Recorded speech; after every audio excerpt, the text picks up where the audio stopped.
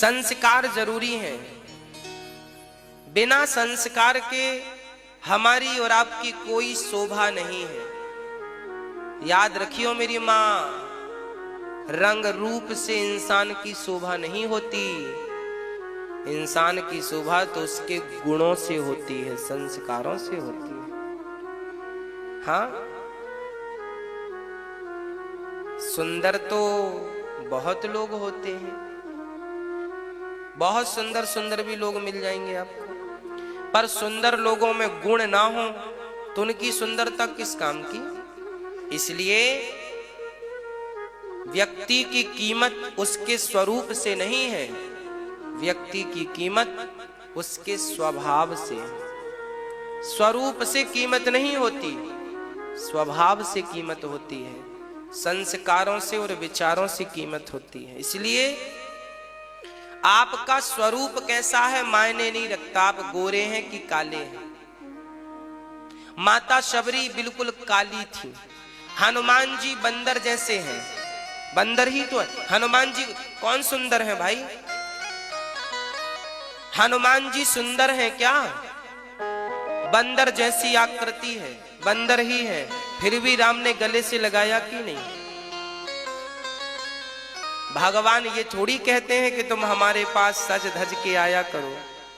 भगवान ये थोड़ी कहते हैं कि हम सुंदर लोगों को ही मिलेंगे।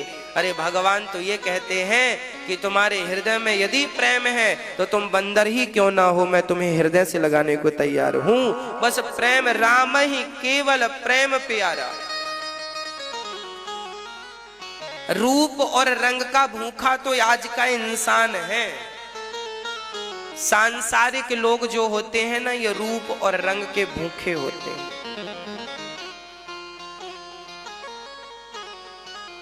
जब तक आप सुंदर हैं तब तक ही आपका पति आपको देखता है। बुढ़ापे की झाइयां आने दीजिए, हाँ, फिर देखिए कौन देखता है आपकी तरफ, है ना। मैंने मुगल राजाओं के बारे में पढ़ा तो मुगल राजाओं ने एक शादी की, जब तक पत्नी सुंदर थी तब तक तो रहे, थोड़ी बुढ़ी हो गई, चमड़ी ढीली हो गई तो दूसरी शादी कर ली, उसके संग रहे, उसकी भी चमड़ी ढीली हुई तो तीसरी रख ली, चौथी रख ली, पांचवी रख ली, छठवीं और सातवीं भी रख ली, आठवीं और नौवीं भी रख ली। ये दुनिया चमड़ी की भूखी है बस। यदि दुनिया को रिझाना हो तो चमड़ी को ठीक कर लेना, और भगवान को रिझाना हो तो मन को ठीक कर लेना बस। दुनिया तन की चाहत रखती है और भगवान मन की चाहत रखते हैं। निर्मल मन जन सो मोहि पावा, मोहि कपट छल छिद्र ना भावा। अब देखना यह है कि आप किसे रिझाना चाहते हैं।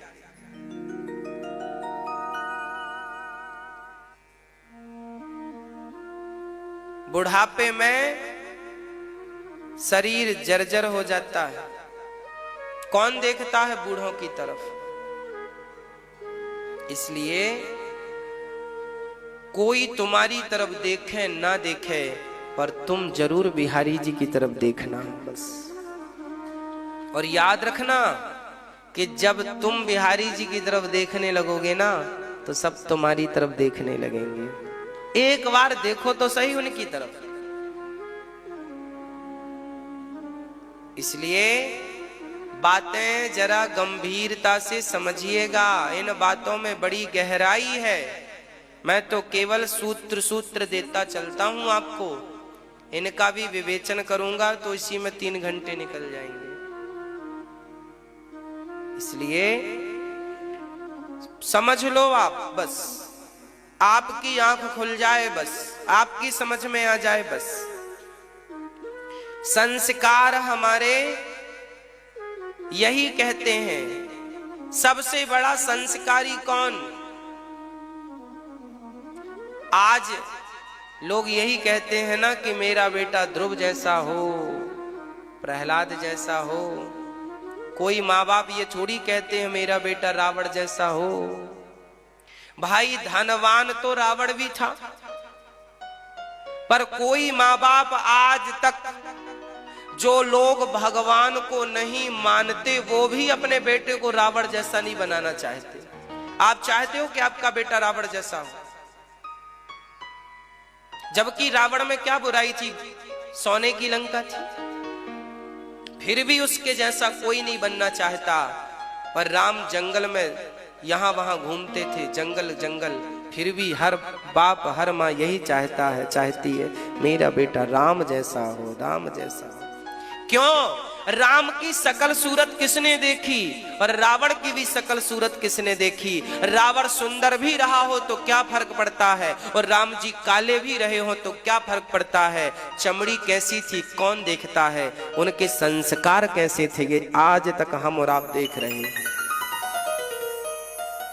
रावण को तो आपने भी नहीं देखा, हमने भी नहीं देखा, फिर भी रावण जैसा बनना नहीं चाहते, क्योंकि रावण के संस्कार गलत थे। राम को आपने भी नहीं देखा, हमने भी नहीं देखा, पर राम जैसे सब बनना चाहते हैं, क्योंकि राम के संस्कार हमने सुने। संस्कार यदि राम जैसे हैं तो फिर क्या बात है?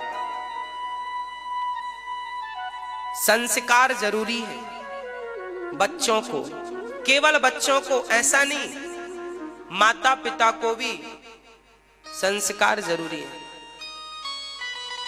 दादा दादा